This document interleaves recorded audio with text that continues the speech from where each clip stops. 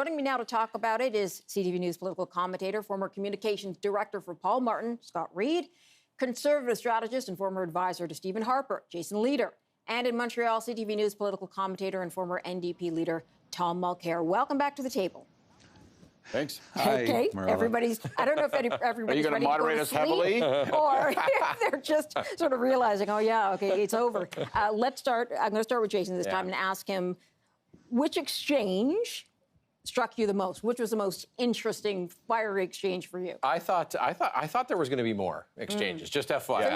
So you're disappointed. Not disappointed, but I thought there was going to be a little bit more fireworks between Mr. Trudeau and Mr. Blanchette for sure. I thought there might be a little bit more between Mr. Singh and some other people, and I thought Mr. Scheer and Blanchette had one moment that I think that you had there. I thought that I expected a little more on Bill 21. I think we saw what we saw the other night in English, and there wasn't really much change here tonight on the Bill 21 side. I expected a little more on immigration. I will say that just generally, I thought that Mr. Trudeau was sleptwalked through the first debate, the English debate the other night. I thought he was a little bit better tonight. I thought Mr. Scheer was better than in the TVA debate a couple of nights ago. I thought Mr. Singh wasn't quite at the same level as he was, and I thought Mr. Blanchette, he looked in control at times, but he just didn't really have it either. So it was weird because I didn't see the strategic exchanges where, you know, Mr. Trudeau, he needed to cut down Mr. Blanchette, I think, tonight. I didn't really see the fire in his belly on that, but he did, you know, and Mr. Blanchette the same. I didn't see him really attack Mr. Trudeau, so I thought it was a little weird that way. Okay, let me turn it over to Tom. He's joining us from Montreal. Tom, what about you? Was there a lack of focus all around here? Did nobody really sort of zero in and hit it on the head? I think that's a really good summary. And if anybody who was listening at home listened to the version with the interpreters and were saying, wow, this is maybe a bit boring, maybe it was more exciting in the original French, I'm here to tell you that it was a snooze fest in the original French as well. There were really very few sharp exchanges.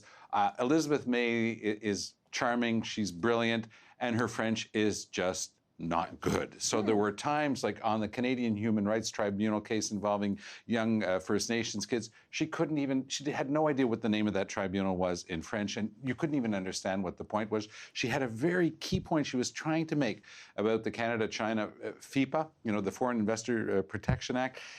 She couldn't get it out, and you couldn't understand at all what she was trying to say. So despite her valiant efforts to learn French, it really fell short for her. She got a couple of good lines in that were memorized, but it didn't flow. Nobody was ever able to follow her otherwise good ideas.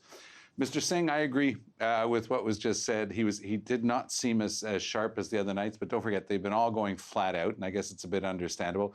Mr. Trudeau tried his old strategy, his rope-a-dope, and it essentially works because he comes in wearing the crown. He's got the belt. He's got the title, and nobody knocked him out, and he just continues his way through this debate.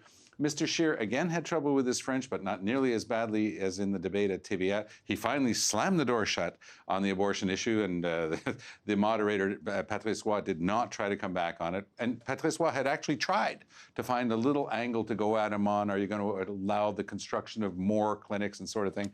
He just closed the door on it, and I think he did it very effectively. It's too bad he didn't do it from his point of view, of course, the first time out.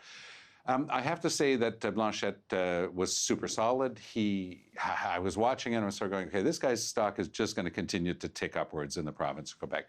He shows his deep experience in front of a TV camera. He did a television debate show for years, political debate show, after he left politics. It shows. He knows where the camera is. He knows how to look at the other players. He knows his intonations. He's a good performer in this sort of debate.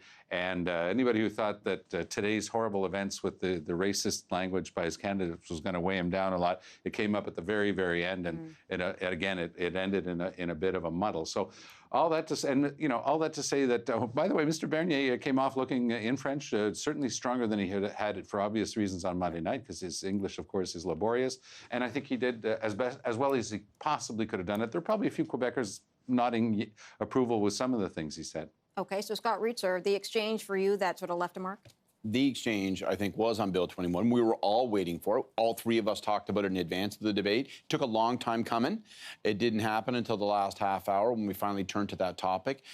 This format was pretty structured, so you really didn't get a chance to wave into that lane. But when it came up, we were denied the confrontation I think we were kind of hoping for as, sort of, as sports fans. Going, But okay, I let's see. almost feel like they just hit it to death the other day, and so they Well, were... but hitting it to death in English is one thing. This is Quebec. This is the place to have the discussion on Bill 21. And I thought it was interesting. We didn't get to see Trudeau and Blanchet go straight at one another on it. Instead, we saw Trudeau and Singh. And I thought it was interesting because from my perspective, Singh tried to sit on the fence and he fell off. And he got owned by Trudeau, who I thought looked strong, looked authoritative. So it was by far the best moment that Trudeau had during this debate, probably the best moment he had in any of the debates.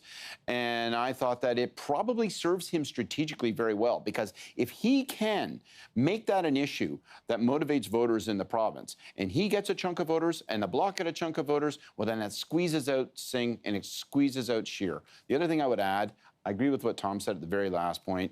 I don't like to acknowledge this point, but I thought that Bernier was very solid tonight. And there are going to be people who have not heard from him before.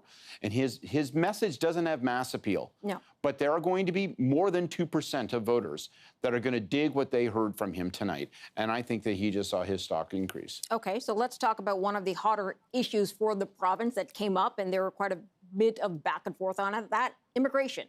Migrants crossing through border crossings that aren't official ports of entry and wanting refugee status, as well as just overall immigration and Quebec wanting more control of the numbers, because we have a province that relies on immigration for a number of jobs, but then we have leaders of parties who don't want a lot of immigrants. So it puts them in a very specific situation. Scott, I'll start with you on that. I thought that Trudeau held his own on that. It's a tougher stance to be the federal prime minister on it, but he said a number of things that you might not hear him say explicitly in English Canada, right? So he said, hey, it's a good thing that Quebec can control these, and it's a good thing that Quebec has greater flexibility and greater control over immigration than us, so you can make some of these decisions. You don't really hear him say that in English, but I think that probably was enough to blunt the attacks. I thought that I thought that Mr. Blanchet, again, is another area where he's really strong. It turned into a Legault off. Everybody was like, oh, Legault is my best friend. No, he's my best friend. I had him over for dinner last night. We had soup. It was wonderful. No, he said, So there was a lot of that. Kissy,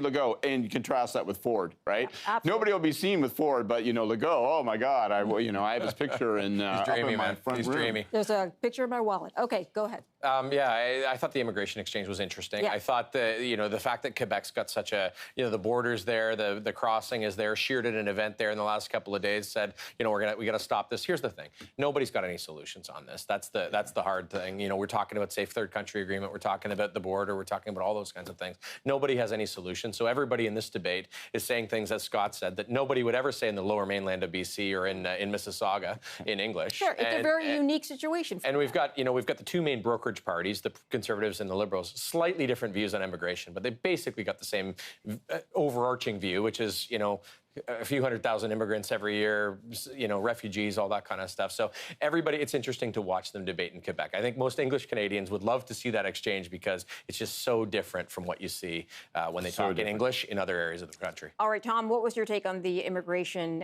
part of the debate? I think that Jagmeet Singh did quite well on that, talking about closing the rules with regards to safe third party, calling the United States a safe third party is, of course, an aberration given what's happening with the current government there. So Mr. Scheer showed up at Roxham Road, this little road between upstate New York and Quebec that has been the source for much of the irregular immigration, and emoted there this week. But I don't think there was much that came out of this debate that was a surprise to anyone. I think that once again, Blanchet was rock solid on his stuff. He's just pitching the same lines as the government of Quebec. I think Mr. Scheer's tried to get into that debate a little bit this week, but tonight he didn't do it in front of the cameras. So I think it's a bit of a push for all the candidates, and including the fact, as we seem to agree, that Blanchet is just going to continue ticking upwards because tonight's debate worked out in his favor on almost all these issues. All right. Tom and Scott, Jason, I've got to leave the conversation there for now.